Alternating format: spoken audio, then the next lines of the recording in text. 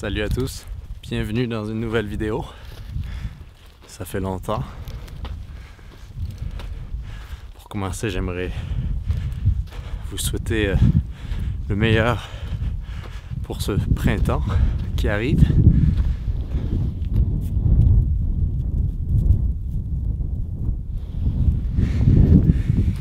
Ici, on se met en forme en faisant des montées dans les collines qui commencent à perdre leur neige. Regardez, toute la neige est partie de ce côté-là et de l'autre versant, il y a encore plein de neige. Alors j'ai plein de nouvelles en fait, plein de nouvelles.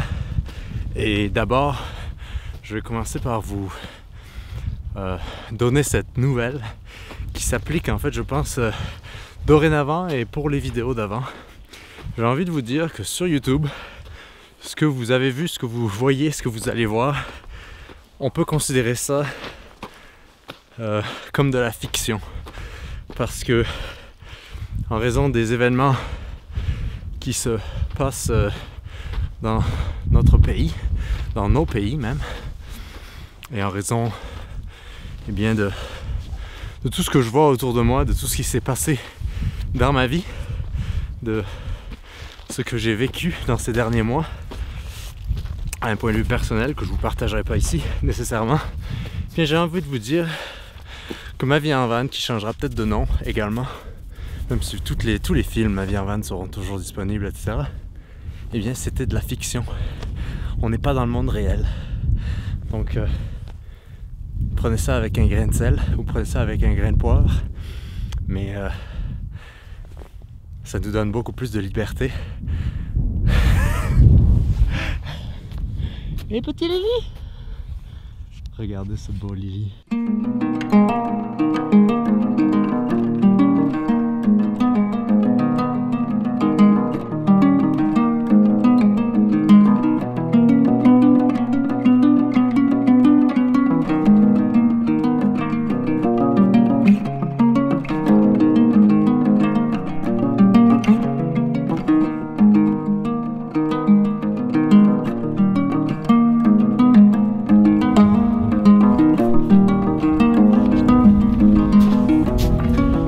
Alors pas mal de changements, il y en a qui doivent se demander pourquoi, il y en a d'autres qui doivent savoir pourquoi. Je me retiens très très fort de ne pas donner trop d'informations ou donner trop de détails ou de commenter. J'ai juste envie de vous dire que ce qui se passe en fait c'est très très grave. Mais sur YouTube on va garder ça très très simple, très très utile. Et mais d'abord ce qu'on va voir ensemble dans ce qui va se passer, moi je vais continuer à documenter beaucoup de choses que je fais. Les choses seront peut-être différentes et je pense beaucoup plus riches en fait, d'un point de vue personnel, mais aussi moi, mon but ça a toujours été de documenter ce que je faisais et de choisir un peu ce que je vous montre et aussi de partager mes idées avec ceux qui... Moi j'ai aucune prétention si ce n'est celle que juste de partager comment je me sens. Et s'il y a des gens que ça intéresse, ben, vous êtes les bienvenus. Et ceux que ça n'intéresse pas, ben, vous pouvez vivre dans votre monde. Je crois qu'aujourd'hui c'est un peu ce qui se passe. Chacun vit dans son monde et j'ai trop longtemps cru que tout le monde pouvait être d'accord, qu'on allait trouver quelque chose de comme que tout le monde allait se réveiller à la même pendule. Et en fait ce n'est pas le cas et ce ne sera je pense pas le cas pour beaucoup de temps. Et donc j'espère que vous allez bien en fait, qui que vous soyez, quoi que vous pensiez. J'ai envie juste de vous donner un message d'amour à vous tous. Réellement, honnêtement, je vous souhaite le meilleur et que vous fassiez votre propre chemin à vous et que j'espère que vous vous sentez bien, peu importe vos opinions, peu importe votre statut, votre état, peu importe. J'ai envie que tout le monde se sente bien et je souhaite le meilleur à tout le monde. Et par le passé, c'était peut-être difficile pour moi quand j'étais dans des périodes comme ça, où j'étais peut-être un peu persécuté, où je me sentais comme une victime de quoi que ce soit. Et je crois qu'aujourd'hui, l'heure est tellement grave. Rappelez-vous, on est dans la fiction, on n'est pas dans le monde réel. Mon récit, c'est que l'heure est tellement grave que c'est c'est une progression hein, qui m'amène aujourd'hui à confirmer que pour vivre sa vie, il faut vraiment la vivre avec les gens autour de soi et abandonner l'idée que les choses plus grandes que nous ont notre intérêt, notre meilleur intérêt en tête. Bon, tout ça c'est très nébuleux, c'est très abstrait, mais je suis sûr qu'il y a beaucoup de gens qui vont comprendre. Donc le monde réel n'existe plus, on est dans la fiction. Ce qui se passe, je ne sais pas si vous l'avez vu, malheureusement la société fictive dans laquelle je vis, fictivement, c'est l'histoire que je me raconte, est une société malheureusement qui n'est plus libre. C'est clair aujourd'hui, on le sait. Alors faut pas dramatiser. J'ai vécu avec... j'étais exposé à pas mal de gens qui étaient dans la vague survivaliste. Moi j'ai pas envie de survivre en fait, j'ai envie de vivre. Et je vais tout faire pour être prêt à quelconque éventualité. Mais à la fois j'ai envie de vivre. Et je pense qu'on a le droit, on peut se donner le droit de vivre. Et pour se donner le droit de vivre, il faut...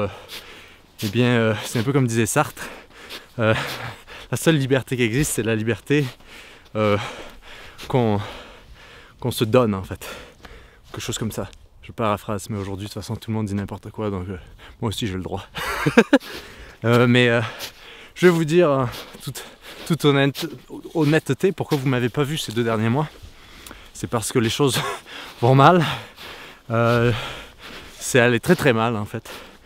Et dans le fond, je me suis dit que c'en était assez. Et que peu importe ce que les gens veulent et ce que les gens essaient, moi j'ai que des bonnes intentions. Je souhaite que chacun fasse ce qu'il veut dans la vie. Je pense que c'est ça que j'ai montré depuis toutes ces années. Ça fait plus de 6 ans. Et même avant, toutes ces années, moi c'est ça mon parcours, c'est essayer de voir comment on peut se créer une vie et comment on peut, vivre bien en respectant les autres, en se respectant soi. Et peu importe le coût que ça a sur notre confort, et je crois beaucoup en ça en fait. Ce qui me met un peu dans une catégorie marginale de la société, parce que je crois que dans cette société fictive que j'invente, malheureusement le confort a été accepté au coût de tout le reste. Et malheureusement je suis à la fois très triste pour notamment le pays auquel j'appartiens légalement, les pays même, et à la fois très pas optimiste mais très positif, parce que je vois beaucoup de bien dans la vie réelle, dans la vie de tous les jours que je vois autour de moi, qui n'est pas virtuelle, qui n'est pas inventée. Je ne vois que le bien, que des gens qui veulent vivre ensemble. Et quand j'entends ce qui nous est raconté dans le monde fictif, dans le monde factice, dans le monde du récit, ça me cause beaucoup de malaise. Et donc j'ai choisi pas mal, je pense, le silence et la paix en fait cette année, parce que dans le fond on m'a pas donné le choix, j'ai pas eu le choix. Alors que je regarde, me dit qu'est-ce qu'il fait là-bas? Il parle à sa caméra tout seul. Mais oui, on m'a pas donné le choix. Et donc j'ai choisi la compassion, j'ai choisi d'essayer de comprendre, mais vraiment, véritablement, pas faussement en fait. C'est difficile tous les jours, je vais pas vous le cacher. C'est difficile, mais en fait, c'est un vrai travail sur soi de pardonner. Et le pardon, on fait ça pour soi. Parce que ce que j'ai vécu, je pense que je le souhaite à personne. D'être persécuté pour des choix qu'on fait alors qu'on ne demande rien à personne et qu'on respecte tout le monde, et qu'il y a des gens qui se sentent investis de plein pouvoir par dans le monde fictif, les gouvernants, les médias, tout ce qu'on entend autour de nous. Ils se sentent émancipés par ces sortes de petits tyrans en fait, qui se cachent derrière des belles valeurs. Et en fait, j'ai réalisé que je ne pouvais pas combattre cette haine avec la haine. Il y a beaucoup de haine en fait dans le monde, et j'ai découvert que on ne peut que se défendre, mais dans le fond, jusqu'à ce que les choses soient vraiment notre entité physique qui soit menacée, ce qui n'est pas encore le cas, et qui j'espère ne sera pas le cas. En fait, j'ai vraiment envie de pardonner, et j'espère que vous pourrez en retirer quelque chose pour vous aussi. Parce que ça s'applique à la vie d'aujourd'hui, mais ça s'applique à la vie de tous les jours, que ce soit dans le monde vraiment orwellien dans lequel on vit, ou dans le monde d'avant, le monde d'après, en fait. Moi, ce que je vois, c'est que dans le monde réel, tout le monde est prêt. Et qu'il y a certains réticents, certains, disons, collaborationnistes d'une sorte de statu quo, et qui ont vraiment, je le comprends, malheureusement, en fait, ils ont accepté la peur, et moi, étant quelqu'un d'anxieux, je sais ce que c'est l'anxiété, et je crois comprendre que les actes, en fait, vraiment, les exactions qui sont faites, qui donnent lieu à encore plus d'exactions et de privations de liberté, elles sont faites en grosse partie à cause que ces gens-là, ou les personnes qui se sentent investies de cette mission de ruiner la vie des autres, en fait, ils sont dans une situation d'anxiété flottante, une situation de peur. Et je pense qu'ils ont beaucoup eu de traumatisme dans leur vie. Et souvent on dit ça à quelqu'un qui est un abuseur. Quelqu'un qui abuse, c'est quelqu'un qui a été abusé par le passé, à n'importe quel niveau d'abus. Et donc je pense que comment devenir un super humain, ou un humain tout court, c'est de laisser aller cet abus et ce traumatisme, de le regarder en face et de lui dire que c'est pas lui qui va définir notre identité. Et ben moi, c'est le choix que j'ai fait. Et j'ai réalisé que ce choix-là, eh bien, il nous rend très vulnérables et à la fois très léger. Et je sors d'un hiver de dépression et d'un vrai syndrome post-traumatique, en fait, qui est accentué par ce monde factice dans lequel on vit. Et c'est pour ça que certains qui me suivent, ils ont vu, j'ai fait quelques posts sur les réseaux sociaux, qui sont une immense partie du problème, en fait, avec les médias traditionnels. Il y a, je pense, un besoin qu'on a de connecter ensemble, mais dans la vie réelle. Bon, comme je disais, il y a plus de réseaux sociaux à part YouTube. Pour l'instant, c'est YouTube, mais ça pourrait être autre chose pour le futur, parce que je crois que dans cette société, encore une fois, ce n'est pas le monde réel, on est dans la fiction. Ce que je vous raconte, c'est pas vrai. Le délit de pensée est ouvertement eh bien, accepté aujourd'hui comme un vrai délit criminel. Et il y a des gens dans cette sorte d'histoire complètement loufoque qui perdent tout parce qu'ils pensent différemment. Et ben moi, même si j'ai envie d'être indifférent, ou pas indifférent, mais neutre dans n'importe quelle polarisation, j'ai découvert qu'en fait, quoi qu'on fasse, on va toujours être persécuté si on n'a pas des limites, si on ne met pas des limites. Et moi, dans ma vie, j'ai toujours essayé de plaire, ou essayer de complaire, ou essayer de faire plaisir. Et j'ai réalisé qu'en fait, il y avait une grosse confusion dans ma tête entre ce qu'est être soi-même et plaire aux autres. Et j'ai toujours cru que j'étais moi-même en essayant de faire ce qu'on attend de moi. Ce qui est vraiment le récit que je vous raconte dans mon livre, dans le premier livre que j'ai écrit. C'est vraiment ça que je raconte. Pour la vie en van, elle est arrivée parce que j'avais vraiment une sorte de révélation que j'avais toujours fait ce qu'on attendait de moi, mais sans vraiment me demander ce que moi je voulais. Et bien aujourd'hui, c'est comme si c'est la poursuite de ça. Et je suis poussé, en fait, j'ai pas le choix, hein, c'est juste que... Donc voilà, en fait, c'est très nébuleux tout ça, mais je sais que ceux qui comptent, je sais qu'eux, ils comprendront. À combien de minutes on est ? On est à 14 minutes. Donc je voulais juste vous faire une petite vidéo comme ça pour vous donner peut-être des petites nouvelles. Et j'ai envie, en fait, pour moi c'était très dur, en fait, de continuer à documenter les expériences que je fais en étant dans cette situation, dans ce monde complètement faux, complètement irréel, mais qui était vrai pour moi. Et ça a été c'est très difficile pour moi de faire semblant dans le fond, je pense que ça se voit dès qu'on fait semblant de toute façon sur YouTube. C'est très difficile pour moi de comme, oh, je vais vous amener en randonnée alors qu'il se passe plein de choses vraiment traumatisantes en fait et complètement surréalistes.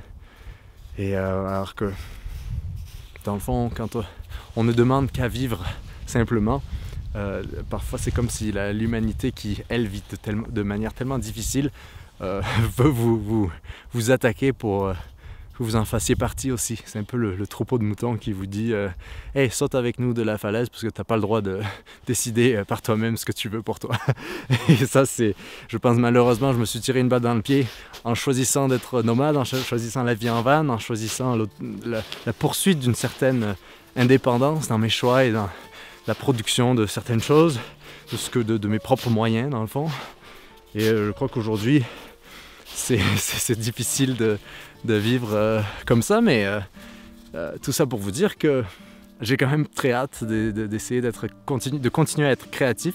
Ça a mis une grosse pause, tout ce qui s'est passé dans toutes mes velléités créatives, mais j'ai vraiment envie de continuer à vous partager des choses, mais les partager comme j'ai commencé, c'est-à-dire les partager vraiment parce qu'elles me sont chères et que je trouve qu'il y a de la valeur là-dedans et que j'ai envie d'en garder une trace. Il y aura peut-être moins de vie nomade parce que j'ai envie de partager d'autres choses, mais qui pour moi sont encore plus vraies que la vie nomade, qui n'est jamais une fin en soi.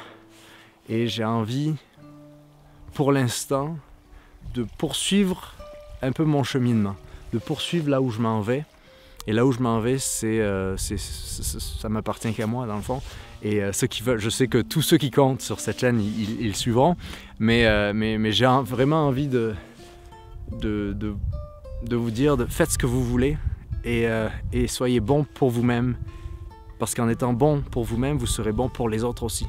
En étant bon pour vous-même, vous allez commencer à voir tout ce monde faux, ce monde de fiction qui se trouve autour de vous, alors qu'en fait, il y a une vraie vie à l'intérieur de vous et dans votre entourage immédiat. Et sur ce, alors que le soleil est en train de se coucher, j'ai envie de vraiment, comme je disais plus tôt, vous souhaiter tout le meilleur du monde, tout le meilleur à vos proches, à vous-même, aux gens que vous aimez, aux gens que vous aimez pas. Il faut qu'on se souhaite le meilleur, il faut qu'on accepte qu'on peut être en désaccord sans vouloir pousser aux exactions des gens qui ne sont pas d'accord avec nous. Je pense que c'est Voltaire qui disait ça. Les philosophes peuvent me corriger en commentaire. C'est je ne suis pas d'accord avec vous, mais je vais me battre pour que vous ayez le droit de vous exprimer. Quelque chose comme ça. C'est approximatif sur ma vie en van de toute façon. Ouais. On n'est pas parfait. mais ouais, je pense qu'on a on a un grand besoin de ça. Alors que le soleil est en train de nous échapper. Je pensais qu'on arriverait en haut du sommet, mais il fait encore un peu froid et le soleil est encore bas. Mais bientôt,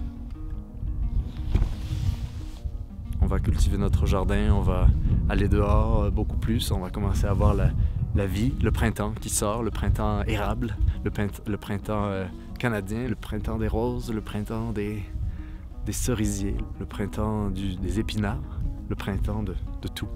Et j'ai hâte à ce printemps-là, et on y est déjà là. C'est juste, il y a certaines personnes un peu réticentes qui veulent pas de printemps, mais le printemps il arrive, la nature elle s'en fout. La nature, moi je fais confiance à la nature, je sais que les choses vont avancer, peu importe les freins qui se trouvent. Il y a comme une progression naturelle de la géographie, de l'histoire et de la biologie. Et je crois que la meilleure façon, c'est d'être du bon côté et c'est d'accepter le mouvement des choses. Et je crois qu'on se sent tous beaucoup mieux quand on accepte. Ouais, en tout cas, le défi, et je vais vous amener avec moi si vous voulez. Il faut qu'on arrive là-haut avant que le soleil se couche. Lily, est-ce que t'es prêt? C'est parti.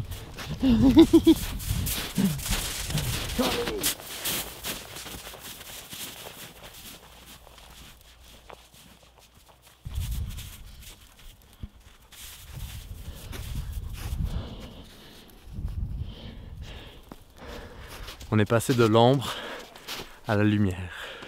C'est aussi facile que ça. Faut juste donner un peu d'effort. Oh, petit caca de coyote.